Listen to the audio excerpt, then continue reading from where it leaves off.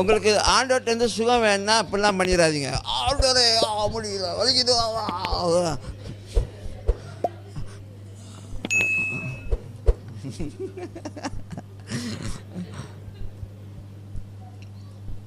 கேளுங்க அவர்கிட்ட. கேட்கறதானா எனக்கு சுகம் வேணும் டேடி, எனக்கு சுகம் வேணும். ஆனால் அடுத்து என்ன செய்யணும்? நீங்கள் எனக்கு கொடுத்த அதிகாரத்தின் நிமித்தம் இயேசு கிறிஸ்து நாமத்தில் சுகத்தை நான் பேசுகிறேன். இதை செய்ய மாட்டோம்.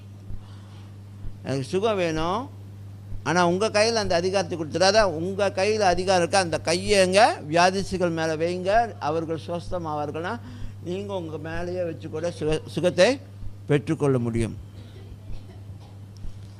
ஆமென். இதை நீங்கள் பயிற்சி பண்ணுங்கள். அப்போ தான் நீங்கள் இன்னொரு நாளைக்கு மற்றவங்க மேலே கை வைக்கும் பொழுது உங்களுக்கு அந்த விசுவாசம் வரும், அவங்களும் குணமாவாங்கன்னு சொல்லி. ஆமென். சொன்னா அப்பா அம்மனுக்கு போகும்